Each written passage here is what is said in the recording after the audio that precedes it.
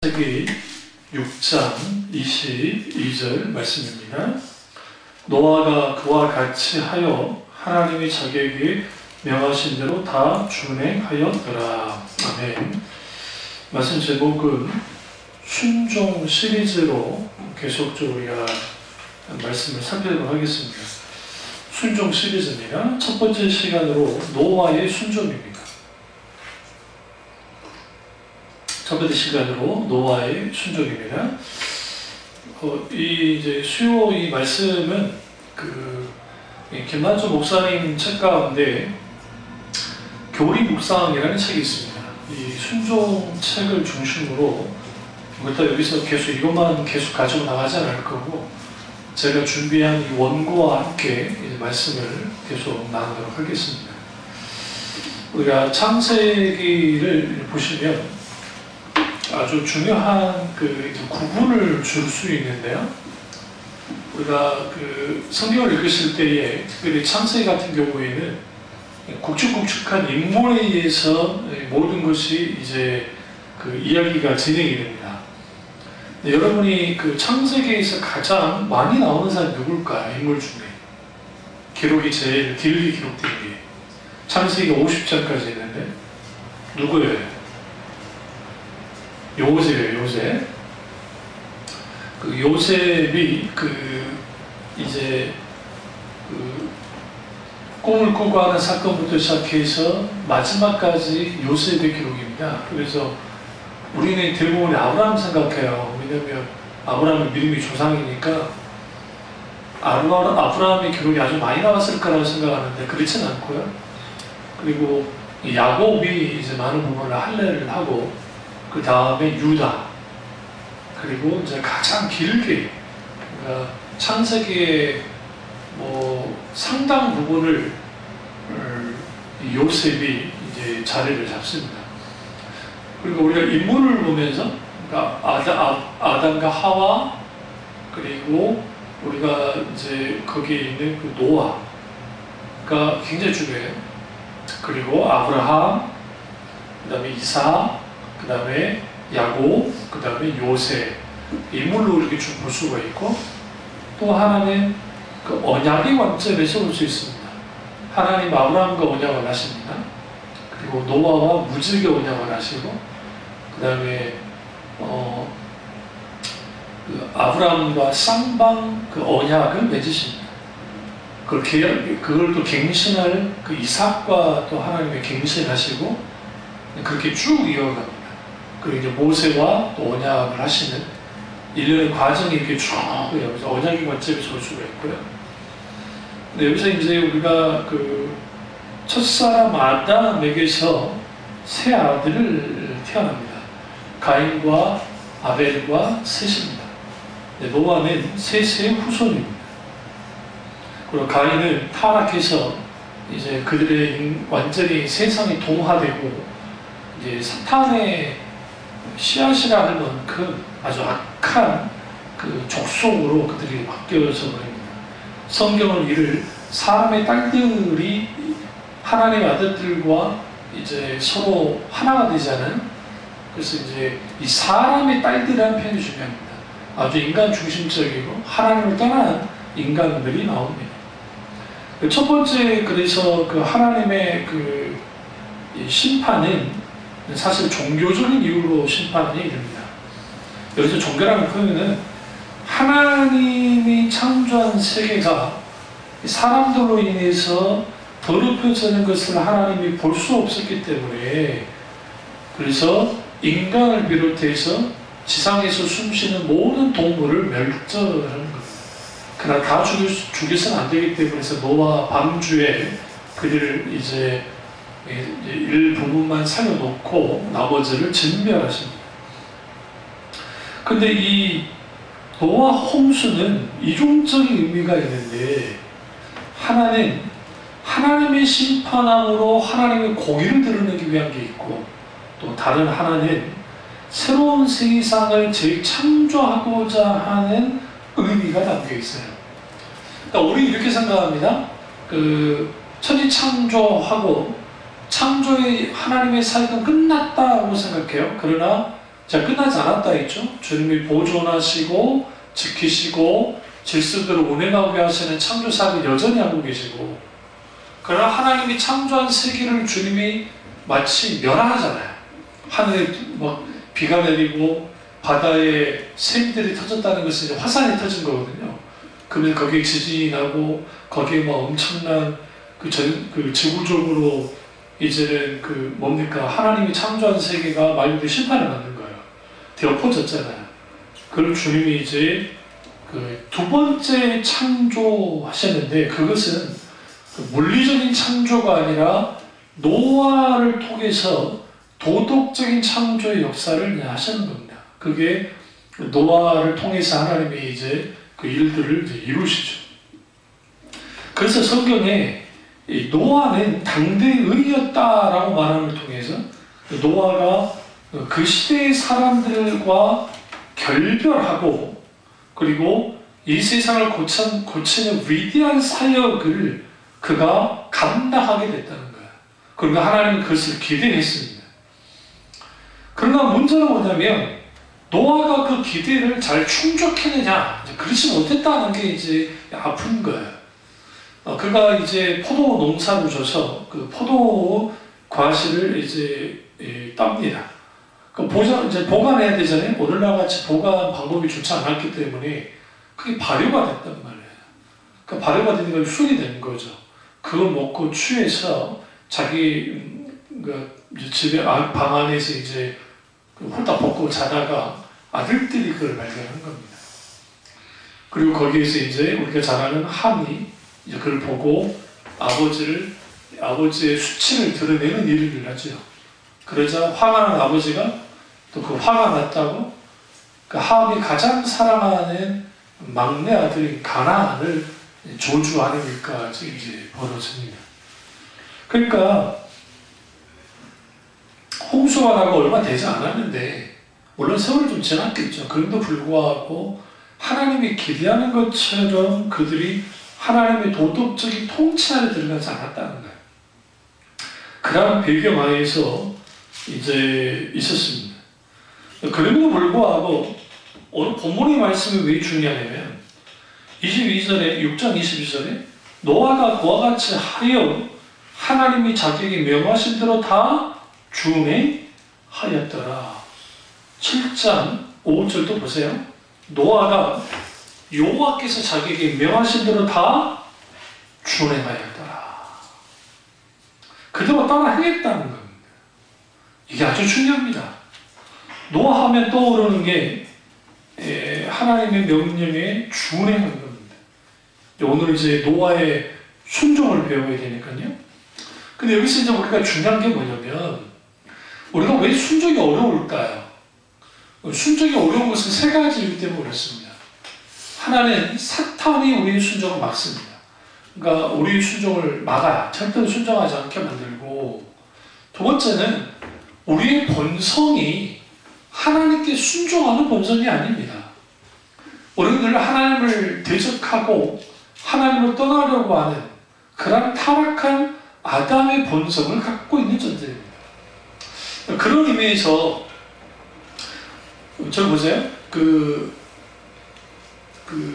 성경에 보시면 하나님은 사람을 시험치 않는다라는 표현을 했잖아요. 그 시험은 영어로는 이제 temptation, 그래서 유혹이라는 단어를 씁니다.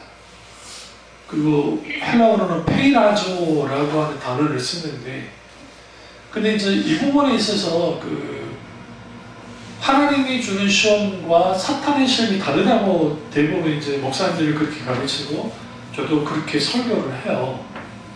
그런데 조노의 목사님은 이걸 좀 더 다르게 봤어요. 어떻게 다르게 봤냐면, 하나님이 주시는 시험이든 사탄이 주는 유혹이든 사실상 그 시험을 받는 사람이 어떻게 반응하에 따라서 그것이 때로는 유혹이 되기도 하고, 때로는 그것이 고난과 시험과 시련을 이겨서 오히려 믿음을 더 세우는 것으로 바뀌어진다는 거예요. 그래서 그런 의미에서 조노의 목사님은 유혹적 시험, 하나님이 주시는 시험과 사탄의 시험을 구분하지 않았어요. 오히려 더 중요시 여기는 것은 뭐냐면 그 시험을 받는 자가 어떻게 그것에 반응하느냐, 그것에 따라서 그것이 유혹이 되기도 하고 아니면 오히려 그 믿음의 승리가 되기도 하는. 그러니까 설사 사탄이 우리에게 주는 유혹의 시험이라 할지라도 우리가 그것을 믿음으로 이겨내면 믿음이 더 자라나고 승리하는 것처럼, 그러니까 우리는 이렇게 생각하는 거예요. 하나님이 주시는 시험은 안전한 시험이고 사탄이 주는 시험은 우리를 넘어뜨리는 시험이야. 물론 하나님 우리를 넘어뜨리려 하지 않아요. 절대. 그럼에도 불구하고 하나님이 주시는 시험이라 할지라도 믿음으로 제대로 반응하지 못하면 넘어져요. 하나님이 넘어뜨리는 게 아니라 그 사람이 잘못했기 때문에. 네, 그런 의미에서 이제 조정희 목사님은 그 부분을 소위 말하는 시험의 종류가 중요한 게 아니라, 그러니까 누가 시험을 들겠느냐가 중요한 게 아니라 오히려 그것보다 더 중요한 것은 시험 받는 자가 어떻게 반응을 하냐가 굉장히 중요하다는 거죠. 똑같아요. 사탄은 우리의 순종을 막아요. 그러나 그 순종을 막을 때에 우리를 순종하지 못하게 만듭니다. 이 대표적인 게 느헤미야가 그걸 겪었거든요. 막았을 때, 그러니까 사람을 통해서 뭐를 사탄이 조종해서 막았을 때 그것을 믿음으로 뚫고 나가면 승리하는 거죠. 그리고 그걸 하나님의 뜻을 이루는 거죠. 그다음 우리 내면의 본성은 예수님이 참 재밌는, 예수님의 센스가 있으신 게 그 순종과 관련되어져서 말씀하신 게 있어요. 그게 뭐냐면 어느 날 아버지가 얘들아 바쳐가지고 일 좀 도와주려 하면서 큰아들한테 이제 말한 거예요. 좀 도와달라고. 심부름 시켰나? 어찌 그랬을 거예요. 그러니까 큰아들이 하겠습니다 하고 해놓고 안 해버려요. 근데 둘째 아들이 이제 그렇게 하니까 안 할래요. 그런데 한단 말이에요. 그래서 예수님 하신 말씀, 이 둘 중에 누가 순종하는 자이냐 주님 말씀하셨단 말이에요. 이건 의도적인 말씀이에요. 무슨 말이냐면 바리새인들은 하나님께 순종한다고 말은 했지만 실제로 순종하지 않았다는 거예요. 첫째 아들이 바리새인들 종교 지도자들을 말씀하시는 거죠. 그리고 둘째 아들은 창기와 세리와 연약한 자들, 그들은 하나님을 떠난 것 같은 사람들이었는데 그러나 결국은 그들이 순종하더라. 그러면 진정으로 하나님 앞에 순종한 자가 누구냐? 둘째 아들이다. 맞아요. 우리의 본성이 종교적으로 많이 알고 있고 지식적으로 많이 알고 있어도 아무리 많이 알고 있다 할지라도 순종하지 않으면 다시 순종이 아닌 거예요. 그러니까 내면 속에 갈등만 한다고 해서 순종은 아니라는 거예요. 그런 의미에서 우리가 우리의 순종을 막는 게 있고, 또 하나는 이 세상이 하나님께 순종하도록 호락호락하게 만들지 않아요.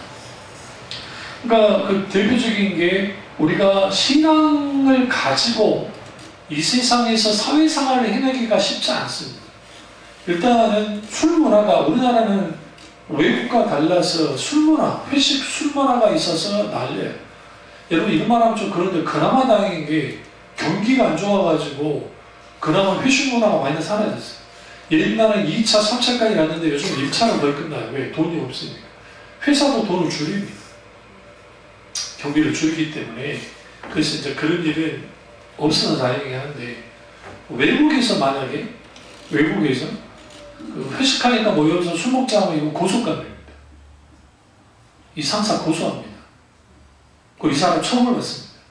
뭐냐면 직장 안에서의 직장이지 내가 왜 밖에까지 와서 나한테 해야 되냐. 심지어 어머와라고 뭐 전화하잖아요. 그게 왜 하잖아요.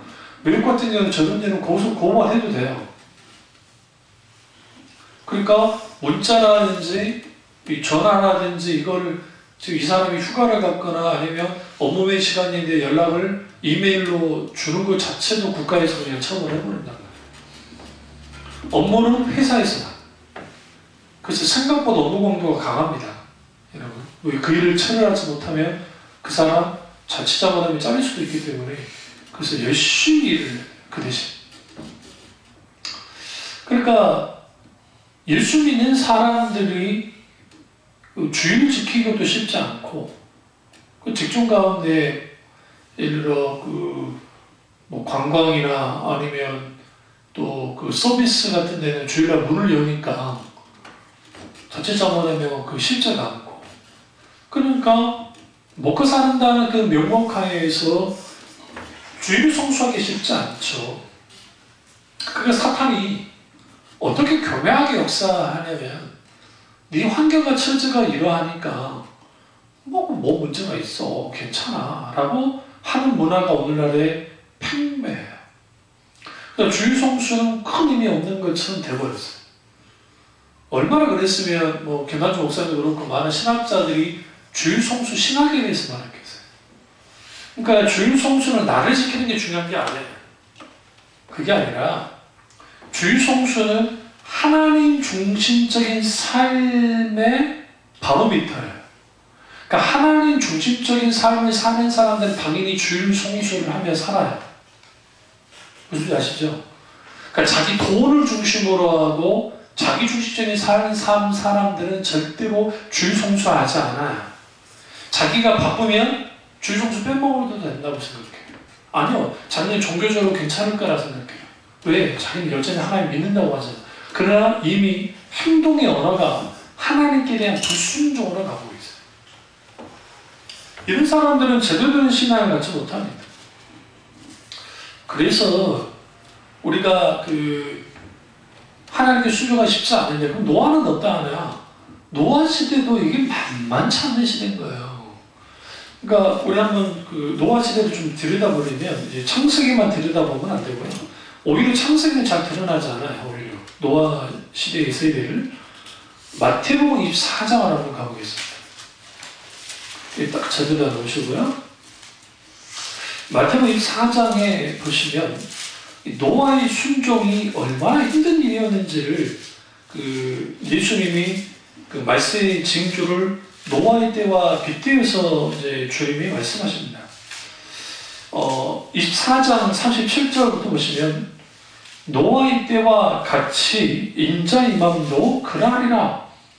홍수전에 노아가 방주에 들어가던 날까지 사람들이, 첫째 보세요, 먹고, 두 번째 마시고, 세 번째 장가들고 시집가고 있었으면서, 39절, 홍수가 나서 그들을 다 멸하기까지 깨닫지 못했으니 인자의 임함도 이와 같으리라. 그럼 여기서 지금 오해하는 게, 장가 들고 시집가고 있었으면에 여기에 우리가 함정에 빠지면 안 돼요.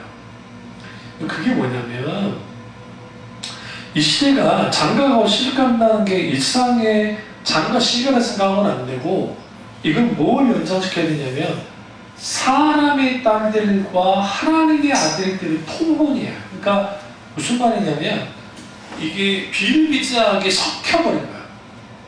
셋을 중심으로 한 믿음의 가계, 믿음의 종족과 가인을 중심으로 한 세상 종족, 사탄의 종족이 혼합되어졌다는 것을 예수님께 말씀하시고 있는 거죠. 그러면 이 결혼의 형태가, 우리는 이제 이 말씀만 보면 이제 그냥 그런가 보다라고 하는데, 이 말씀의 연장선상으로 다른 말씀들을, 비유 말씀들을 보시면 이제 어떤 왕이, 예수님 비유가 어떤 왕이 이제 하나님 나라의 혼인잔치에 이제 초청을 합니다. 그러니까 잔치 초청을 합니다. 초청을 하니까 사람들이 어떤 핑계를 대냐면, 나는 지금 소도 사야 되고, 그리고 장가도 가야 되고, 내가 할 일이 많아서 혼인잔치에 갈 수 없습니다 라고 그들이 말합니다.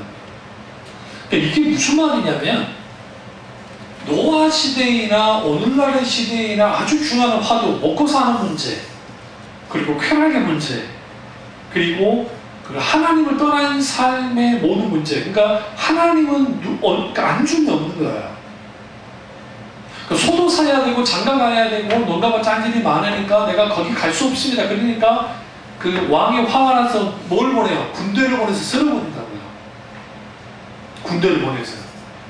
이게 예수님이 마지막 종말의 때에 많은 사람들이 공통적으로 나타나는 게 뭐냐면 자기들이 먹고 사는 문제에 거기에 엄청나게 충실해요. 하나님 성격이지. 하나님 성격이지. 그러다 보니까 거기에서 무슨 일이 벌어지기 시작하냐면 하나님이 잊혀지는 거야. 그러니까 노아 시대를 어떻게 생각하셨냐면 하나님이 잊혀진 세대예요. 잊혀졌어요. 하나님이 유명무실해요. 그리고 하나님 생각하지 않아요. 자기들끼리 하나님처럼 먹고 마시고 사는 거예요. 그런데 노아가 그렇게 힘들고 어려운 삶 속에서 뭐 하기 시작하느냐. 그가 주님겠다. 순종했다는 게 이게 엄청난 거예요. 이게 쉽지 않아요. 어떤 사람은 뭐 그 110년 동안 노아 방주를 지었다고 하는데 그거 어떻게 알아요? 120년 동안 지었는지 400년 동안 지었는지 어떻게 하냐고요. 그 성경이라는 해석을 좀 이상하게 해서 그러는 거네요. 다시 한번 창세기 가보시죠. 이제 6장 3절을 보시면 여호와께서 이르시되 나의 영이 영원히 사람과 함께하지 아니하리니 이는 그들이 뭐다 됐어요? 육신이 되리라. 그러나 그들의 날은 120년이 되리라 하십니다. 이 120년을 가지고 노아 그러니까 노아 방주를 120년 동안 지었다고 해석하는 거예요. 근데 이건 본문은 전혀 그렇게 말하는 게 아니에요. 그럼 여기서 이제 우리가 아셔야 될 게 노아 시대이나 그리고 예수님이 말씀하셨던 종말의 그러니까 예수님 당시이든 오늘날 종말의 시기이든 공통적인 특징이 뭐냐면 육신이 됨이라 육신을 중심으로 한 삶이에요. 그럼 보세요. 아무리 음악성이 있어도 가수가 물론 얼굴 가수들이 이제 막 그렇게 좀 뜨는 사람도 있지만 대다수가 그들의 그 성적인 매력을 남자 아이돌이든 여자 아이돌이든 보여야 그게 상업성이 있고 상업성이 있다는 것은 사람들이 좋아하는 것이고 좋아한다는 것은 곧 인기를 끄는 것이고 인기는 뭐와 결합돼요? 돈과 결합되기 때문에 그러니까 그걸 통해서 사람들이 아주 그 몸을 혹은 육신을 지향하는 삶을 사는 거예요. 그러다 보니까 결국은 육신이 됐다는 것은 성경에 육신에 의한 삶 혹은 이 사도 바울이 고린도전서 1장과 2장, 3장에 natural man, 그다음 flesh man, 그다음에 spiritual man이라는 그 단어를 쓰는데 그게 뭐냐면 natural man은 말 그대로 네피림, 육적인 사람들, 그냥 본능만 있는 사람들. 그 다음에 육신적인 사람이 있어요. flesh man이라고 하는데 이 육신적인 사람들은 어중간해요. 위치가. 그러니까 이게 하나님께 가 있는 것도 아니고 그렇다고 해서 세상에 완전히 가 있는 건 아닌데 근데 이 상당수가 뭐냐면 그들이 영적으로 어두워서 적어도 뭐예요? 하나님을 인식하지 못해요. 이게 육신적인 사람이에요. 그래서 육신적인 사람은 영예를 깨닫지 못하나니라고 사도 바울이 말하는 게 깨닫지 못해요. 그리고 이제 스피추얼 맨, 영적인 사람이 있어요. 영적인 사람. 이들은 성령이 함께 하시는 사람들. 근데 여러분 여기서 이제 함정이 있는데 어떤 함정이 있냐면 하나님을 믿어요. 그리고 성령의 역사를 경험했어요. 자기들이 고백하는 대로. 주로 드러나는 게 연예인들이니까 기도원 가가지고 불을 받았고 방언도 받았고 거기서 막 열정적으로 막 하나님 은혜를 경험을 했는데 그 사람이 사는 모습을 보면 플래시맨, 육신적인 사람인 거예요. 그 왜 그럴까요? 그 이유는 잘 들으세요? 아무리 성령의 역사 아니라 뭐를 경험해도 옛 자아를 예수 그리스도의 십자가에서 못 박지 않으면 그것도 지속적으로 계속 십자가 앞에서 이거를 갖다가 이 자아를 꺾고 꺾는 일이 없으면 세상 사람들과 별로 다르지 않아요. 절대로. 정말로. 그러니까 엉뚱한 거야. 그래서 엄밀히 말해서 그리스도인들이 오늘날에 몇 명이나 될까라고 할 때에 제가 말한 건 아니고 서양의 학자들이 할 때 지금 현재 기독교 그 카톨릭까지 정교회 뭐 콥트 기독교 전체 기독교를 일컬어지는 과거의 통계이긴 하지만 18억에서 많게 잡아서 22억이에요. 그 기독교 인구가 그 안에 기독교, 그 순수한 개신교를 이제 굳이 깊이 있다 가보면 한 1억 5천만 명 봅니다. 1억 5천만 명. 그리고 그것도 루토교, 그러니까 그 지금 현재 있는 덴마크도 루토교가 80%고, 독일은 뭐 거의 반 이상이 루토교고, 카톨릭과, 그리고 기타는 그래요. 그러면 그 명세기 기독교라는 선거에도 마찬가지고, 영국에 그걸 딱 제껴놓잖아요. 그 사람들은 태어날 때부터 루토교니까 그럼 교회는 한 번도 안 가. 그럼 언제 가냐면 세례받을 때만 가고, 결혼식 때 교회에서 한 번 가고, 그 다음에 죽을 때 한 번 가는 게 이제 교회인 거예요. 그리고 그들을 제껴놓으면, 이걸 딱 제껴놓으면 전 세계 기독교인들 중에 그러니까 뭐 더 많이 잡았으면 개신교를 뭐 2억 5천도 보기도 하는데, 그렇다 칩시다. 이제 요즘에는 그 아프리카하고 남미 지역에서 급격하게 오순절 계통의 교회들이 막 자라나니까 한 달짜리 5천만 명이 안 돼요. 그런데 더 문제가 있어요. 그 5천만 명 중에, 그러니까 그 5천만 명들 중에 소위 말하는 개혁교회의 진정한 신앙, 그러니까 성경에서 말하는 성경 중심적인 신앙을 가지고 있는 그러한 기독교 얼마나 될까? 내가 이게 아주 짜게 말하는 거예요.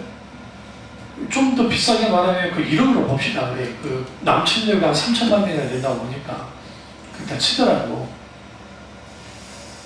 개중에 1억이라 할지라도 개중에 상당 부분이 오순절 은사주의와 미신이 결합되어 있어요. 그리고 그 미신뿐만 아니라 남미를 말하는 겁니다. 아프리카하고. 그리고 동시에 뭐가 같이 결합되어 있냐면 그 실용주의, 미국적인 실용주의. 그 기독교 빼면요, 어떤 학자에 의하면 2천만 안 될 거예요. 2천만. 진짜 순수한 기독교. 한국 상황은 어떤가? 한국 상황은 저도 모르죠. 그러나 한국의 거의 90% 이상의 세대주의 영향 안에 있고, 그 세대주의 영향 가운데 또 기복주의와 신본용주의와 이런 영향을 받았기 때문에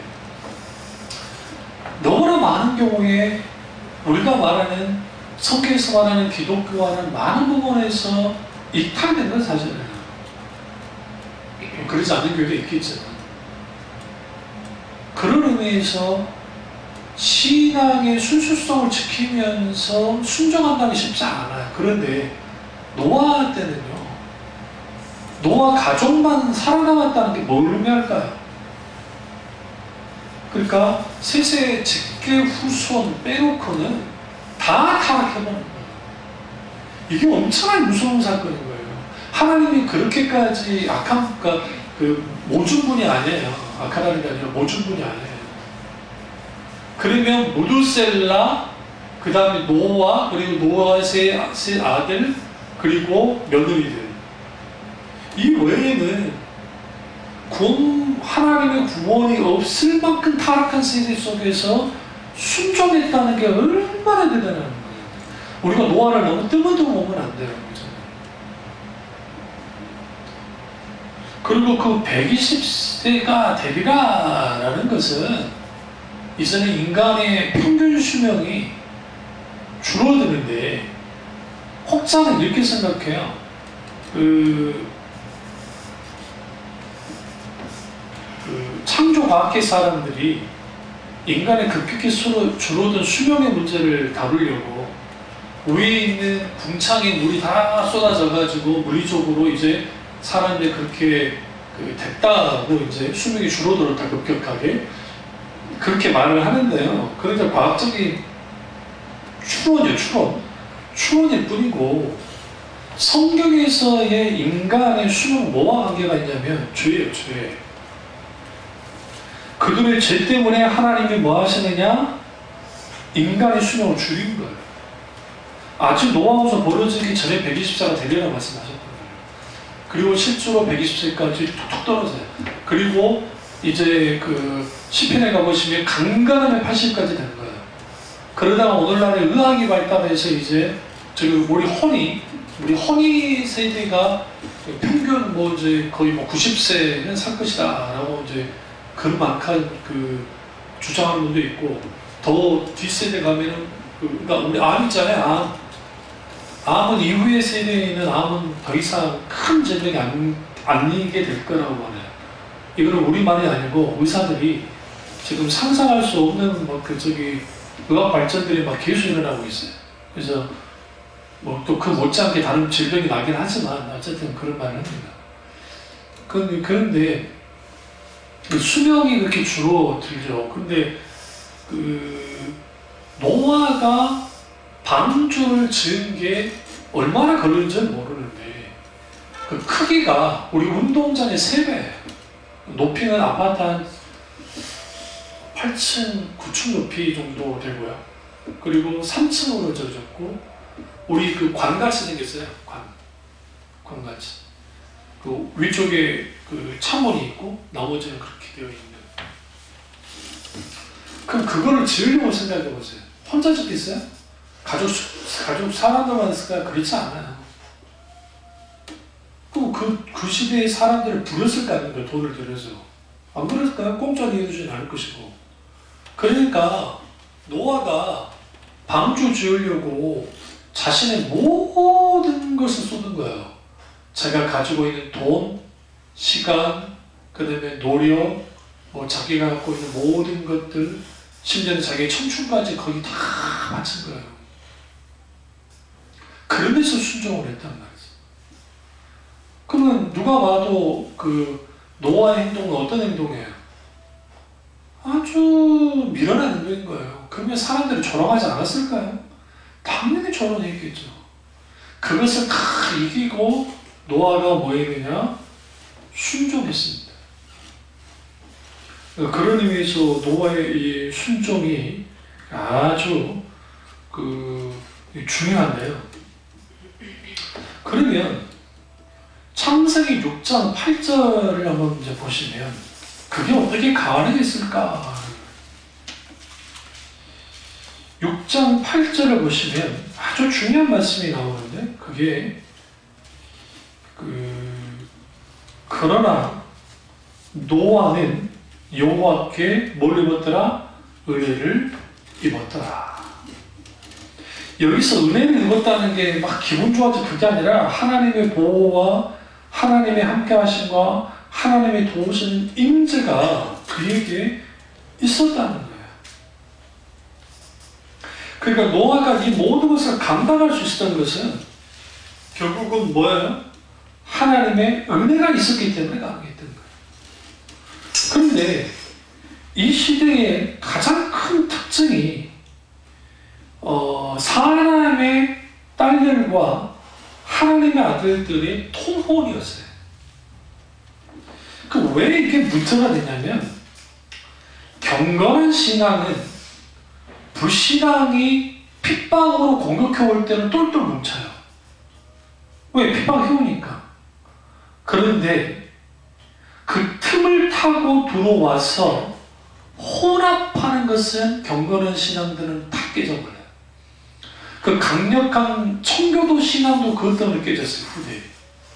그러니까 청교도의 초창기 그 어마어마한 사람들이 남겨낸 신앙의 유산이 뭐 17세기, 18세기 때 내려가자면 잘 이어간 것도 있지만 그들이 뭐 하느냐? 말 그대로 이제는 율법주의에 빠져버린단 말이에요. 그리고 그들이 혈통으로 섞이고 그 다음에 종교적으로도 섞이고 문화와 그리고 사회적으로 섞였잖아요. 그러니까 뭐가 사라지냐면 신앙이 사라지는 거예요.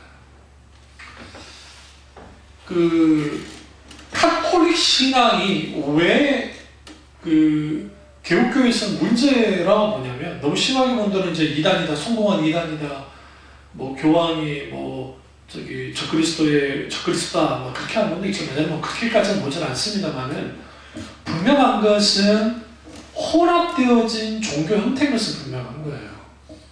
그러니까 그러면 거기에서 뭐가 사라지냐면 그 기본적으로 이 거룩함이 사라져요. 그리고 그 거룩함은 구별시키잖아요. 구별되는 게 거룩이니까 그 구별이 사라져요. 구별이 사라지니까 세상과 섞이는 게 자연스러워요. 섞이는 게 자연스러워요. 그러니까 술자리 같이 가서 술 마시는 게 자연스럽고 나이트클럽 가서 이게 노는 게 자연스러운 거예요. 무슨 말인지 아시죠? 그게 죄가 아닌 거예요. 어? 그러니까 이러한 일들이 왜 그렇게 하느냐. 사탄은 하나님의 사람들이 순종하는 삶을 살지 않게 하기 위해서 물타기를 정말 잘해요. 물타기를. 그 대표적인 게 여러분 매력적인 게 누가 매력적이냐면 세상 것들이 매력적이에요. 그 미국의 웨슬레 대학이라는 데가 있습니다. 종합대학인데요.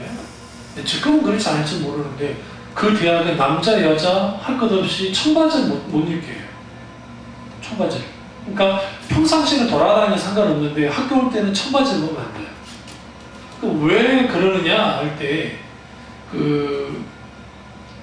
그 청바지는 원래 그 광부들이 옷이었잖아요. 광부들이 험한 일을 하다 보니까 옷이 잘 찢어지는 거예요. 그러니까 그 기발하게 그걸 보고 진을 만들어낸 거예요. 그게 유행을 타고 이제 일반 사람들이 하는데 이 청바지의 장점이자 단점이 뭐냐면 이게 딱 붙고 튼튼하게 하는데 실루엣이 그대로 드러나는 거예요. 꽉 달라붙는 거, 진이. 그러니까 그 대학에서 그걸 못 입혀요. 근데 그게 언제나 제가 그 말을 들을 때가 90년도거든요. 90년도에. 그 미국 우리보다 문화가 20년 앞서 있다고 했잖아요. 과거에. 요즘에는 이제 인터넷이나 그 있어서 그러진 않지만 과거에는. 그러면 생각해보자요. 미국 사회가 뭐 다양한 인종이지만 아주 개방적인 그 곳인데 그 웨슬레 대학이 그렇게 했을 때 학생 수가 뭐 굉장히 많아요. 그러니까 15,000명인가 되는데 우리나라에서 만약에 연대나 그런 데서 그러나 했으면 아마 들고 일어났을 거예요. 학생들이. 근데 그 학생들이 그걸 따라요. 교체. 청바지 잘못했단 말은 아니에요. 근데 왜 그렇게 합니까? 라고 할 때 이게 상징성이 있어서 그랬다는 거예요. 그 교육총장이나 그분들이 하는 말이 미국이 너무나 소비 중심적이고 그리고 너무 그러니까 말 그대로 세속 문화가 너무 가득하기 때문에 또 그 당시 또 마이클 잭슨이 막 필수 때 아니에요. 그러니까 그 80년대부터 해서 막 그 문화로부터 우리는 적어도 구별되자라는 의미로서 몸부림 친 거죠. 근데 그게 지켜집니까? 안 지켜져요. 사실 기본적인 신앙으로 무장되지 않으면 안 돼요. 그러나 오늘날에 너무나 많은 그 교회 구성원들이 이제는 쉽게 술을 마시고 하는 것이 별 문제 없다고. 그거 나한테 내 친구에서 그 율법주의라고 그랬잖아요. 그걸 제가 그랬죠. 말씀드렸지만 그게 네 말대로 율법주의라고 하자. 그러면 술 마시는 것이 하나님 앞에 그게 영광이 되고 사람들 앞에 덕이 되냐? 그러니까 말은 못해요. 또 하나 묻자. 네가 술 마시고 하는 것까지 그렇다 쳐. 그럼 너는 하나님과의 관계에서 어떤 관계를 가지고 있냐? 말을 못하지. 술 먹고 담배 핀다고 지옥 가지는 않아요. 근데 술에 인이 박히고 담배에 인이 박힌 것은 문제가 있는 거예요. 다시 말하면 이게 스포츠이든 도박이든 마약이든 이게 술, 담배뿐만 아니라 어떤 것이든 간에 나를 이렇게 끌고 가는 거 있죠. 나는 이걸 갖다가 내가 통제해 줄게. 이게 식욕도 들어가요. 그런 의미에서. 오늘날 먹방 열풍이 막 난리를 치는데요. 이 절제하지 않는 문화가 생겨버렸단 말이에요. 그러니까 이제 소위 뭐라고 한 번 사는 인생 한번 즐기면서 살자는 것들이 나오잖아요. 그러니까 이 절제가 사라지기 시작한 거예요. 먹는 거, 마시는 거, 노는 거, 뭐 어떤 거죠. 그 문화의 지배 속에서 딱 들어가니까 예수 믿는 사람들도 같이 그렇게 되버리는 거죠. 이게 사람의 딸들과 하나님의 아들들이 같이 결혼이라는 표현은 결혼 아니고요. 그들이 섞이는 것들이 오늘날 문화와 그 사회적인 어떤 그런 것들과 기타는 그런 것들이 딱 섞여요. 섞이면 무슨 일이 벌어지냐. 거기에서 결국은 급격하게 구분이 사라져요. 세상과 그리스도인의 구분이 사라지고, 구분이 사라지는 동시에 무슨 얘기냐? 소위 이 구분이 사라진 교인이 영적인 분별력을 상실해요. 영적인 분별력을 상실하면 뭘 상실하느냐? 동시에 능력을 상실해요. 그럼 능력을 상실해 힘을 잃었기 때문에 더 이상 사탄에게는 위협이 안 돼요. 사탄이 뭐 하느냐? 지를 밟아요. 지를 밟으면서 뭐 하느냐? 아주 깨뜨려버려요. 그래서 강남에 그리고 분당에 그 어마어마한 교회들이 있지만 분당의 번화가와 강남의 번화가에 있는 술집들은 못 무너뜨렸잖아요. 그럼 뭐가 무너뜨렸어요? 경제 불황이 무너뜨렸다는 거예요. 만몬신이 돈을 걷어들이니까 그걸 다 무너져 버렸단 말이에요. 이게 아주 무서운 거예요.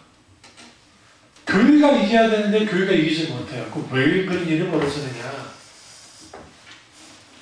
과거에 있는 교회 안에서도 보여서요? 그래도 교인 하려고 했는데 원래는 교회 안에서 교인 역할을 하지 않으려고 그래요. 많은 교인들이. 그럼 우리 노아의 이 위대함이 어디 있냐면 이러한 상황에서 그가 뭐 했느냐? 달랐어요. 이제 다음 주 말씀을 드릴 텐데 우리 6장 8절 창세기 6장 8절 상반절만 보고 다음 주에 말씀을 하겠습니다. 6장 8절 보시면 상반절이 뭐 하느냐? 여기서 그러나에 집중하셔야 돼요. 그러나 왜요? 오늘 우리가 세상 사람들은 그렇게 되지만 그러나 우리는 독특하다는 거예요. 그러니까 예수 믿는 사람은 독특한 신앙과 독특한 삶의 방식을 가져야 돼요. 그게 뭐냐면 Simply Jesus라고 하는 책 제가 말씀 예수 처음에 참 말했죠. 우리가 예수님의 Simply Jesus 단순한 삶을 살았던 예수님의 삶을 그대로 우리도 심플리하게 살아야 되는데 오늘날 사람들은 그러지 않아요. 물론 문화가 그러니까 그리고 삶이 그래서 그러나 적어도 우리는 우리 내면 세계에는 Simply Jesus를 따라가야 돼요. 근데 노아는 그랬다는 거예요. 그래서 노아가 시대와 구별된 겁니다. 그리고 그 순종한 거죠. 우리 다음 주에 계속 이제 우리 그 노아 순종은 좀 깁니다. 계속 가고 그다음에 아브라함 순종을 계속 한번 다루도록 하겠습니다. 자, 기도하겠습니다. 기도하실 때 정말